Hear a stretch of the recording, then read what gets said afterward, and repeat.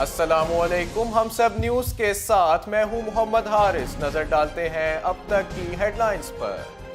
نااہل شخص سیاسی جماعت کا سربراہ نہیں بن سکتا، پیپلز پارٹی اپنا بل قومی اسمبلی میں منظوری کے لیے پیش کرے گی۔ ایوان سے دور رہنے والے ایم این ایز کیا آج حاضر ہوں گے اور بل پاس ہونے دیں گے یا نواز شریف کے ساتھ کھڑے ہوں گے؟ پیپلز پارٹی اور مسلم لیگ نون نے پارلیمانی پارٹیوں کے اجلاس طلب کر لیے۔ خورشید شاہ کہتے ہیں الیکشن ایکٹ ترمیمی بل منظور کروانے کی پوری کوشش کریں گے، حکومت نے ٹال مٹول سے کام لیا تو دوسرے آپشنز موجود ہیں۔ وزیر اعلیٰ پنجاب شہباز شریف کہتے ہیں جھوٹ کی منفی سیاست عوام میں اپنی ساکھ کھو چکی ہے، بے بنیاد الزام لگانے والوں کو عوامی خدمت سے کوئی سروکار نہیں، شکست خوردہ عناصر نے ملک کا مستقبل تباہ کرنے میں کوئی کسر نہیں چھوڑی۔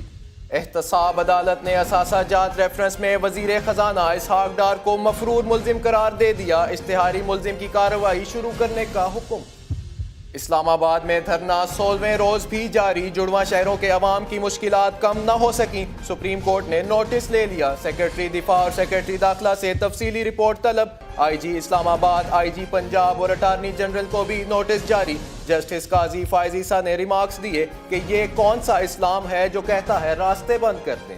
عمران خان اور جہانگیر ترین نااہلی کیس، حنیف عباسی نے ٹرسٹ اور بینیفیشل آنر سے متعلق تحریری جواب سپریم کورٹ میں جمع کروا دیا۔ عمران خان اور جہانگیر ترین کو 62F کے تحت نااہل قرار دیے جانے کی استدعا کی گئی۔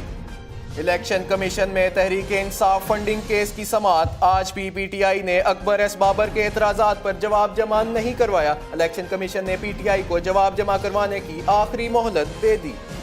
حکومت کو صارفین کے لیے الگ سے وزارت بنانی چاہیے، کنزیومر رائٹس کمیشن کے جنرل سیکرٹری میاں ابرار حفیظ نے ہم سب ٹی وی کے پروگرام رائٹ کیا ہے میں گفتگو کرتے ہوئے کہا کہ دیگر ممالک میں صارفین کے حوالے سے جس طرح کام ہوتا ہے ہمارے ملک میں ویسے نہیں ہوتا، صارفین کو ان کے حقوق کے حوالے سے آگاہی کے لیے حکومت کو اقدامات کرنے کی سخت ضرورت ہے۔ اسلام آباد میں پاک چین اقتصادی راہداری کی مشترکہ راہداری کمیٹی کا اجلاس، سی پیک کے جاری منصوبوں کا جائزہ، نئے منصوبوں کی شمولیت پر غور۔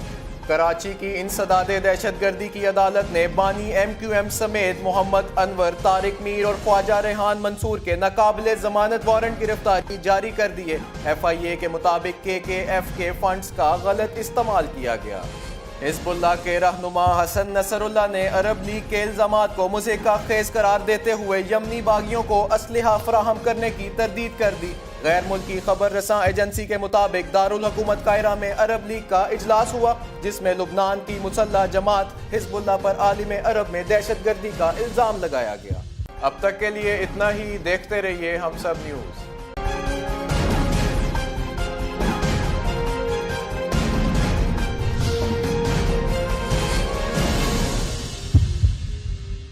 Subscribe for Hamsab TV and hit the bell icon to get the latest updates from our channel.